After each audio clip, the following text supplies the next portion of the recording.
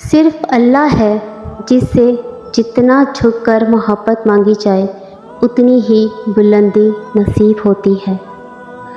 ہمارے دلوں کے تار فطری طور پر اللہ سے جڑے ہوتے ہیں، ضرورت صرف کنیکشن بحال کرنے کی ہوتی ہے، اور جب ان تاروں میں درست رہنمائی سے کرنٹ بحال ہوتا ہے تو یہ دل چمک اٹھتے ہیں اللہ کی محبت اور اس کی اطاعت کی روشنی سے۔ اذان خوبصورت ترین دعوت ہے اللہ کی طرف سے۔ وہ اللہ ہی تو ہے جو آپ کو راتوں کو روتے ہوئے دیکھتا ہے اور نیکی کرنے والوں کو دوسروں پر ہنستے ہوئے دیکھتا ہے۔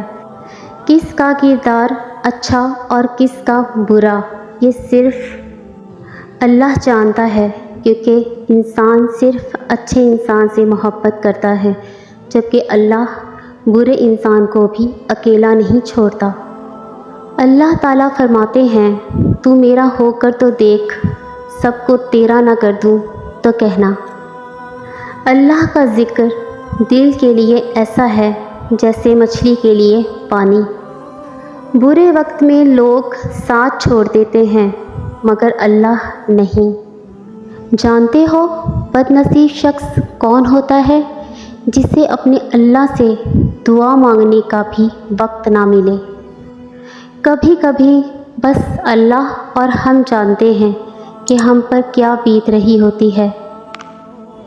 میں اداس ہو سکتی ہوں، دکھی ہو سکتی ہوں، رنجیدہ ہو سکتی ہوں، مگر اے شیطان میں کبھی بھی مایوس نہیں ہو سکتی، کیونکہ میرے رب کی رحمتوں کی کوئی حد نہیں ہے۔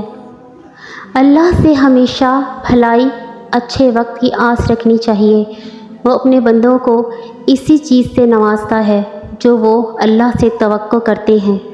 اگر تمہیں اس کا علم ہو جائے کہ اللہ پاک کیسے تمہارے معاملات سیدھے کرتا ہے تو تمہارا دل اس کی محبت سے پھٹ جائے۔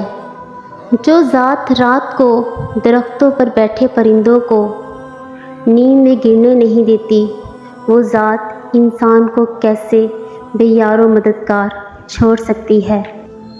اللہ کی محبت وہ محبت ہے جو سیکھ جاتا ہے، وہ جیت جاتا ہے۔ اکثر اوقات خدا آپ سے آپ کی پسندیدہ چیز یا شخصیات اس لیے دور کر دیتا ہے تاکہ آپ صرف خدا کے ہو کر رہ جائیں۔ اللہ اسی انسان کا امتحان لیتا ہے جسے وہ چاہتا ہے۔ آزمائش تو انہی کے لیے ہوتی ہے جنہیں اللہ چاہتا ہے، اور صبر وہی کرتے ہیں جو اللہ کو چاہتے ہیں۔ اللہ کی محبت کی اس سے بڑھ کر اور کیا دلیل چاہیے کہ اتنے گناہوں کے بعد بھی وہ ہمیں ڈھانپ کر لوگوں میں عزت دیتا ہے۔ جو اللہ کو دوست بناتا ہے اس کے لیے اللہ تعالیٰ سمندروں میں سے بھی راستہ بنا دیتا ہے۔